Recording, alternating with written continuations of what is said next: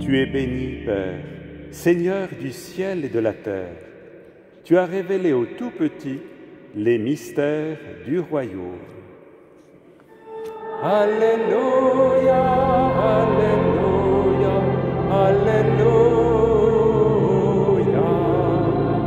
Alléluia, Alléluia, Alléluia.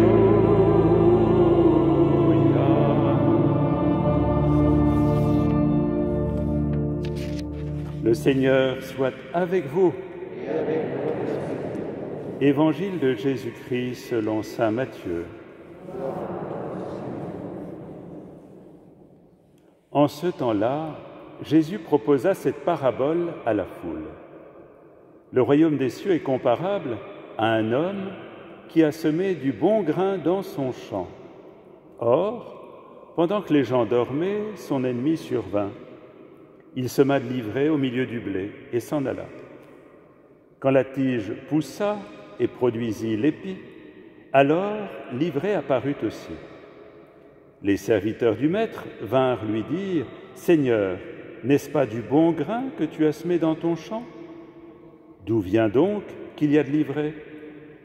Il leur dit « C'est un ennemi qui a fait cela. » Les serviteurs lui disent « Veux-tu donc que nous allions l'enlever ?» Il répond « Non, en enlevant l'ivraie, vous risquez d'arracher le blé en même temps. Laissez-les pousser ensemble jusqu'à la moisson. Et au temps de la moisson, je dirai au moissonneur, enlevez d'abord l'ivraie, liez-la en botte pour la brûler. Quant au blé, ramassez-le pour le rentrer dans mon grenier. » Acclamons la parole de Dieu. Louange à toi, Seigneur Jésus.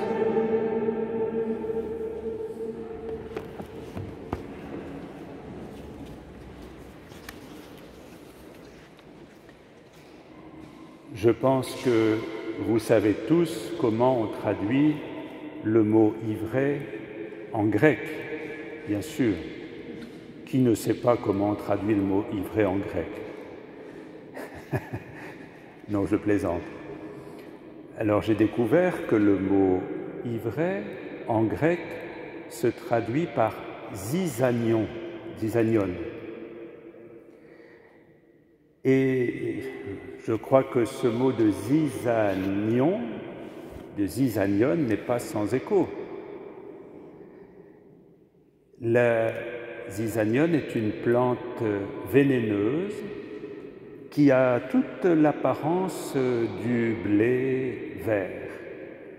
Alors, c'est une plante enivrante, donc attirante, mais une fois qu'on l'a consommée, eh bien, on est bien malade. Elle est toxique. Zizanion, zizanie. Alors, j'ai revu ce matin, j'ai regardé dans les origines des mots, c'est bien à partir de ce mot de la Bible que le mot de zizanie est apparu dans le langage courant. Et dès le début de la communauté chrétienne, vous savez, c'est pareil que dans le monde, il y a eu de la zizanie. On voit entre les disciples des choses mineures, mais ils sont en barque et puis ils commencent à se disputer parce qu'ils n'ont pas de pain et ils ne savent plus qui devait emmener le pain. C'est assez amusant comme scène, très peut-être habituel dans nos familles ou dans nos communautés de savoir, tiens, quelqu'un devait s'occuper de mettre la table ou d'acheter le pain, ça n'a pas été fait. Qui devait s'en occuper? Et tout de suite, le ton monte.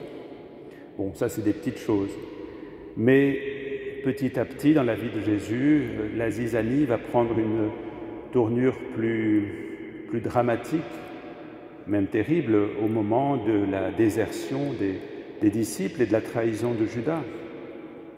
Dans la première communauté, où il y a de magnifiques choses, après la Pentecôte, tous les apôtres, les disciples et tous ceux qui se convertissent chantent les louanges, se réunissent et puis partagent tout en commun. Et puis, il y a aussi des moments de zizanie. On voit avec Ananie et Saphir, là, quand ils vont prendre un peu dans la caisse. Vous voyez, ce que dénonce l'Évangile, là, ce n'est pas n'importe quelle ivrée, c'est cette ivrée qui divise, cette ivrée qui sépare, cette ivrée qui fait qu'on n'est plus en communion de cœur avec Dieu, avec soi-même, avec les autres. Et alors, en face de cette zizanie, de cette ivrée, il y a différentes attitudes possibles. Il y a l'attitude de Jean-Baptiste qui nous prévient, qui nous dit que quand le Messie va venir, il va faire le ménage, ça va aller bien. Il va avec la pelle à vanner, tout va aller dans le feu, voilà. Et c'est comme ça que les choses vont se régler rapidement. Le Messie va tout rétablir dans l'ordre. C'est une vision de l'arrivée du royaume un peu brutale, comme s'il fallait que les choses aillent vite.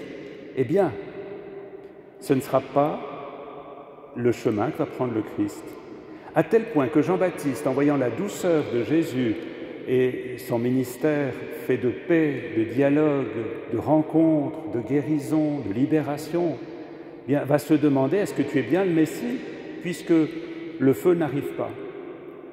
Comme si c'était la violence qui allait mettre un terme à la violence.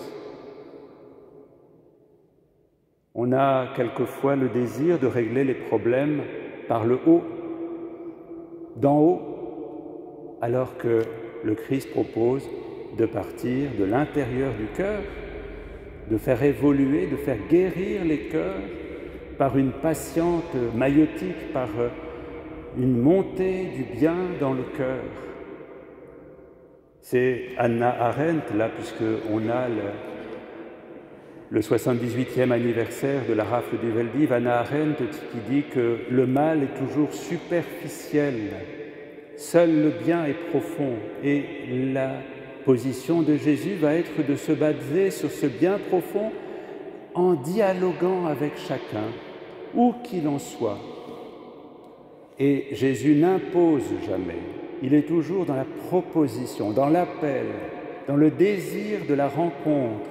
Si tu veux, c'est toujours un appel à réveiller en nous ce qu'il y a de meilleur avec patience et dans la paix, non pas de manière tonitruante et violente. Jésus veut faire passer le royaume par le dialogue, et c'est le pape Paul VI qui disait « L'Église est dialogue parce que Dieu est dialogue ». Et quand Jésus prend cette position de patience, de rencontre, de dialogue, de paix, de douceur, eh bien, nous pouvons savoir qu'il nous montre le Père. À Philippe qui lui dit « Mais montre-nous le Père », Jésus lui dit « Mais Philippe, qui me voit, voit le Père ». Or, le Père, le visage du Père apparaît complètement dans ce Dieu bon, dans ce Dieu patient. Je me souviens du père Herriot, qui était évêque à Soissons. J'avais la chance de travailler avec lui dans des rencontres du bureau du conseil presbytéral il y a une quinzaine d'années. Le père Herriot qui est décédé maintenant, et un matin, nous étions à quelques 3 ou 4 avec lui à préparer une réunion. Et il dit « Oh, j'ai envie de vous lire cette oraison que j'aime beaucoup, c'était l'oraison de la messe de ce matin. » Et Monseigneur Herriot nous dit « Voilà, Dieu qui donne la preuve suprême de ta puissance lorsque tu patientes et prends pitié. » C'est extraordinaire.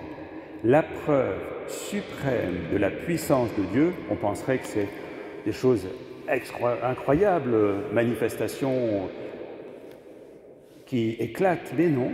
La preuve suprême de la puissance de Dieu, c'est sa patience. C'est pas rien, hein? Sa patience. Et pourquoi? Voyons. Revenons à Jésus, qui nous montre la patience de Dieu.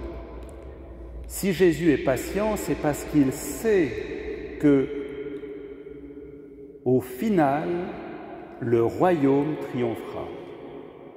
Que ce n'est pas le mal qui va triompher, que ce n'est pas la zizanie, ce n'est pas l'ivrée qui vont triompher, mais le bien, et que le royaume va de toute façon advenir. à partir de cette certitude, de cette foi, de cette confiance, de cette espérance du Christ, se construit tout le royaume. Il n'y a pas besoin de vouloir accélérer les choses. Il faut qu'elles émergent. Et il y a cette patience de Dieu qui est certain, la foi de Dieu en nous, qui est certain qu'à un moment ou à un autre, nous allons nous lâcher à son amour et que nous allons pouvoir être libérés totalement par son amour. Vous voyez, c'est extraordinaire. La patience de Dieu a pour base la confiance qu'il a dans le fait que nous irons tous vers le bien, vers l'amour qu'il nous propose. Alors, ce feu de l'amour de Dieu, nous avons à y croire que même si en nous, il y a encore du combat contre cet amour, un jour nous baisserons les armes et nous nous laisserons saisir par cet amour. Parce que, vous savez, l'ivraie, ce serait un peu trop facile de penser qu'il est forcément chez le voisin. Oui, il y a des tensions, il y a des divisions, mais moi, j'y suis pour rien, vous savez. C'est forcément les autres. Alors que la première, peut-être, lumière qui est à faire, c'est de voir que l'ivraie est en nous et qu'il n'y a pas lieu de s'en inquiéter, que le combat est en nous et qu'il y a à faire confiance. Puisque si nous nous remettons, comme Pierre qui est en train de couler là, quand il veut marcher sur l'eau, il tend les mains vers Jésus à un moment parce qu'il voit la main tendue de Jésus et Jésus l'emmène jusqu'au rivage. Si nous regardons avec confiance, humilité, nos combats, nos pauvretés, eh bien, et si nous nous basons sur la patience de Dieu qui nous permet à chaque chute de remonter vers une vie toujours plus belle, toujours plus forte, alors nous jouons le jeu de la patience de Dieu. Une dernière chose, regardons l'histoire de l'Église. Combien de grands saints ont été habités dans leur vie par de l'ivraie? Regardez, bientôt il y aura la canonisation, il a déjà été béatifié, de Charles de Foucauld. Charles de Foucauld, excusez-moi, mais au début de sa vie, ce n'était pas un petit saint. C'est le moins qu'on puisse dire. D'ailleurs, quand on voit des photos de sa jeunesse, il n'a pas un visage très épanoui. C'est plutôt pesant. Et puis petit à petit, de grâce en grâce, l'ivraie a été dégagé de son cœur et il s'est abandonné totalement à un amour qui l'a comme embrasé. Les dernières photos de Charles de Foucauld, elles sont extraordinaires. C'est une lumière. Son visage est lumineux. Et puis Saint-Augustin, vous savez, ça avait mal commencé. Heureusement que Monique était derrière, qu'elle priait pour son fils parce que ce n'était pas terrible. Et puis, la vie de Saint-Augustin, c'est devenu Saint-Augustin, avant c'était Augustin. Il a été embrasé. Le nombre d'ivraies dans l'histoire de l'Église qui sont devenus de magnifiques blés pleins d'épis, de grains, de bons grains. Alors quand on voit ça, on doit nous aussi avoir beaucoup de patience les uns pour les autres. Ne pas trop vite juger les autres. C'est peut-être un peu une pente facile de se dire « Oh ben, on n'en tirera jamais rien de celui-là. Ah ben celle-ci, vous savez, qu'est-ce que vous voulez qu'on en fasse ?» Allons. La patience de Dieu doit devenir notre propre patience, notre propre charité. Nous avons à avoir sur l'autre ce regard patient et aimant qui est sûr que le bien finira par triompher et que notre communauté va se construire de bien en bien, de victoire en victoire, de chute en relèvement.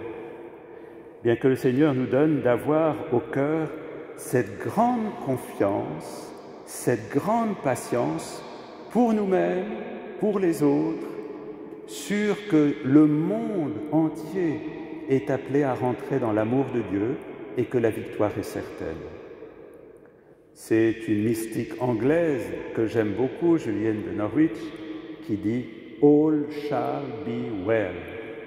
Tout finira bien.